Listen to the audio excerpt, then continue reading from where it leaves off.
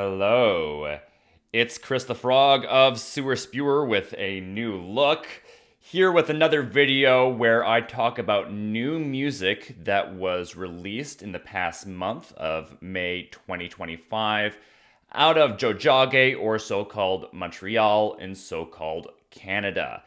And I know I'm putting up this video a week late. It's already the first week of June when I'm recording this, but last week was very busy. I was playing a music festival and a lot was going on, so I'm finally doing it now. I'm ready to go. I got my makeup done because I'm going out to a show once I'm done recording this, so stop complaining, Mr. Person that I made up in my head to have arguments about and actually cares when I put out content for free. Starting off with this banger, it's Power Drop and their debut self-titled EP, which is being released on cassette through Long Vowel, which is interesting because Long Vowel are normally a booking collective, so this is the first release that they're doing as a label. And Power Drop are a hardcore punk band that is fronted by the very talented multi-instrumentalist Kai Brooks, as well as the drummer of You Do Right. And in terms of hardcore, this is very experimental, but in terms of Kai Brooks' other projects, this is a very straightforward rock project. Next, we have the crust punk band Nothing Left and their new EP, High Pressure. And this band has a very simple crust punk sound, but this EP made for a great listen on the bus after a very long, bad day at work. So if you're the kind of person who has lots of rage bottled up in you, throw on this EP and you'll feel so much better. Coming up, we have a ska punk band called Jerkswitch and their new EP, 100% Wholesome Pants Party, which was released ahead of their appearance at Poozafest. And I find this band has a sound that's very reminiscent of early 2000s with hints of grunge and nu metal. And this EP contains an acoustic version of a song that appeared on their 2022 album, so it was very interesting to hear a different take on that song. Next, we have some grunge and alt-rock with Mean Meurl and their debut album, Holding My Breath. And it's funny because I was listening to this album while I was doing work on my computer right next to my partner, and my partner was listening to the lyrics, and at some point she just said, "Damn, like, who hurt her?" Coming up, we have Lifeline, which is a new crust D-beat band, and their debut EP, End Time Groupthink. And this band has members of Gasm, The Knot, Lobotomite, and others, and it was recorded by the singer Julien Levesque, who has also recorded releases for Typeface and Rat Piss. So if you're familiar with any of those bands that I mentioned, you know that this record is very loud, noisy, and in your face. Next up, we have a prog rock band called Dear Broken Silence, and their final album, Only Screens, which is a compilation of all of their singles that they put out over the years. And what I really like about this band is the combination of male and female vocals, and just the very introspective power ballads that the band does. Next up, we have experimental punk duo Crabe, and their 9th album, Expression Radicale. And if I understand correctly, this is made up of old reworked songs that were never released before. And Crabe just has such a diverse output of weird music, and sometimes I find it's a bit hard to get into, so their last album I wasn't that much of a fan of, but I think this album is my favorite so far, just because I find the music is very punk infused. That being said, the last track on this album is a 21-minute long improvisational jam, so just be warned when you throw that on. Next, we have Young Punk's Conflit Majeur and their debut album, Désinvolte. And it's been really amazing to see this band grow over the years. They started off in high school, I think, and I've just been seeing them come into their own and just explode in popularity. They are very busy. They play a show almost every single week. And it's very exciting that they're finally putting out a full-length album. And the songs on this are just such great, straightforward punk rock songs that I find that anybody could get into it. Next up, we have Sick Things and their second album, Tout Beaucoup. Now, I'm not as familiar with the power pop genre, but I consider Sick Things at the very top of that style of music just because of these fantastic guitar leads and these choruses that get stuck in your head for days. Next up is a band that I've been following for quite a while called Tonusa Mammoth and their new EP, Cactus. And it's been 7 years since their last release. And Tunguska Mammoth are a stoner metal band, but I feel like they kind of go a bit more mellow with this record. And it has 2 songs in English and 2 songs in French. And they weave in synths and organs and piano. And they have a very different style of singing on this record compared to the previous releases. Next, we have post-punk band Blooming Season and their third EP, In the Presence of Another, which has some very angular guitar riffs, some very driving beats, and some breathy, low vocals with lots of personality. Coming up, we have Dianacrawls and their final album, Both Indistinct. And this band mixes scram, screamo, grindcore, funk, disco, and a bunch of other weird genres. And this album has some guest appearances from members of Infopolis, Tempête, and the previously mentioned Crabe. And I'm very sad to see Dianacrawls go because I felt they had such a unique sound, but I know that the members are involved in some other projects, so I'm excited to see what they do next. After that, we have Mirella and their debut album, Cycles and Patterns. Mirella are an indie rock band made up of Winnipeg transplants, and I really like how they describe their sound. They call it compassionate grunge with a shoegaze vibe, music your therapist will enjoy.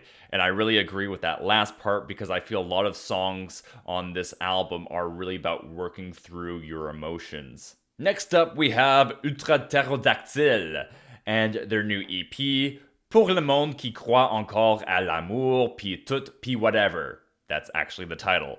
Utraodaxel are a punk garage pop band, and this is a follow-up to their album from last year, which came out after almost a decade of inactivity, so I'm glad that the band is back.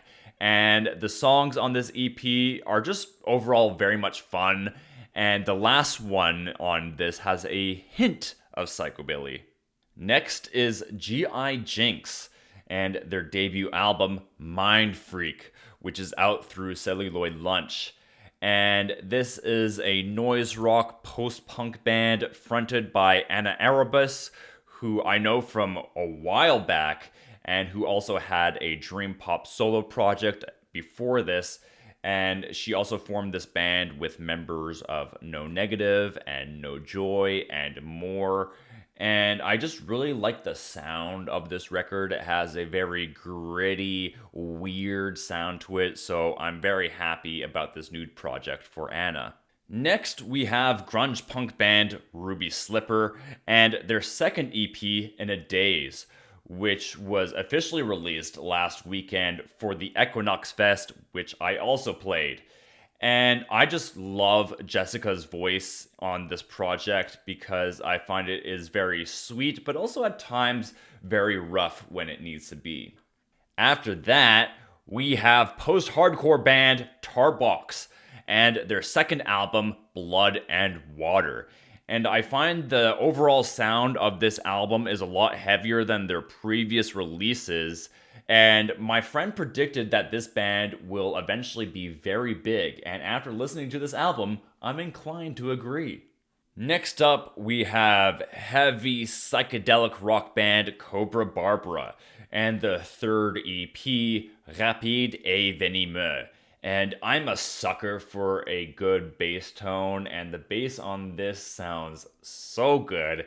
It's worth it just for those brief moments where just the bass is playing. Next, we have alt metal band Kreise and their new EP KID, which is a reworking of old songs that appear on their debut EP Kreise is Dead. And it really demonstrates how much their sound has matured over the past 10 years because I listened to the previous debut EP and it sounds nothing like what they're putting out right now. Next up, we have Total Nada and their third mini album called Aquí y Ahora. I say mini album just because their songs are so short, but that's kind of expected within the hardcore punk genre. And the lyrics are all in Spanish, and it's just a lot of fun. And I'm very surprised that the band has put this out because I was under the impression that they weren't playing music anymore just because one of the members is moving to a different country. But right now, as I'm recording this, they're on a European tour. So I think that they'll still be doing music in these very brief spurts every now and then. But I'm just very excited that they were able to put out new music. Next up, we have SamWoy and his second solo album, Even Sad Boys Like to Have Fun. And the sound on this is just so diverse. It's a blend of post-punk, synth-pop, and hip-hop. And the diversity of sound is really demonstrated through the guest appearances by, say, R&B artist Evie Bird, or rap duo Ayomari, or pop artist Virginie B. Okay, we're almost at the end now, but I want to mention a couple releases by some other solo artists that I happen to be friends with. There's Basement Dweller and his new EP, Problem Child. Basement Dweller is a one-man garage folk punk project made up of just electric guitar and vocals. That's it. No drums, no bass, just screaming over guitars. And this EP has 3.5 originals. I say half just because the first song is really short, but it also has a B.A. Johnston cover and a reimagining of I Feel Good by James Brown called I Feel Bad. And the lyrics of these songs deal with depression and just refusing to grow up. And then there's the debut album from blues rock singer-songwriter Franck Chevrier, called Pitiful Stories. And Franck has been involved in other projects such as Sunday at the Ward and from way back in the day, Humanifesto, who I was obsessed with. They were one of the first local bands that I really got into. So it was very interesting to see how his sound has developed over this years. It doesn't sound anything like Humanifesto, but on this album, he collaborated with Ryan Battistuzzi of bands like Yesterday's Ring and Main Salle, and I find it's very appropriate for the sound that he was going for on this record. And I'm a big fan of the one French song on this album just because he makes a lot of local references. And finally, I am wrapping up this list with a moment of shameless self-promotion, because last weekend, my anti-capitalist, eco-pessimist black metal band Pyrocene Death Cult dropped our debut album, The Pyrocene Extinction, Part 1. And it's weird to call this an EP because at only 4 songs, it is 37 minutes long, or 41 minutes long if you count the version that's on Bandcamp, which has samples. And I'm so glad to have finally put this out because we recorded this last year with the previously mentioned Kai Brooks.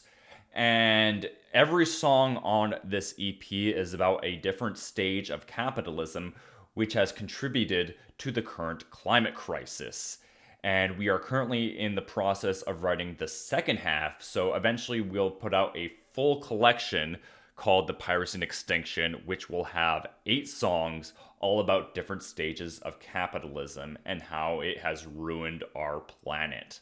So with subject matter like that, you can expect a sound that is very sad and mournful at times, with some other moments of pure aggression and chaos. So that's it. If you've gotten this far in the video, thank you so much for watching. And if you want to hear music from some of these bands that I mentioned, I made a playlist over on Spotify or on YouTube if you're boycotting Spotify, though some of these bands are only available on Bandcamp for understandable reasons. But go check that out. I have links for all of that in my bio. And while you're at it, if you want to check out other things that I'm involved with, then go to my social media on Instagram and TikTok and on Facebook. And there I post videos where I talk about all the shows happening in Montreal within that week. And I also make playlists for those videos. And I also have a Patreon account. So go to patreon.com/sewerspewer where you could subscribe for only $2 a month. And there I have a master list of future Montreal shows up until next year. And I also have a podcast called Sewer Stewards, which I'm currently taking a break from, but I will be back very soon with. And I'm also developing some merch for Sewer Spewers, so keep your eyes open for that. And also keep your eye open for the next video in this series where I will talk about new releases from Montreal that came out in the month of June. But until then, thank you so much for watching, and ribbit ribbit!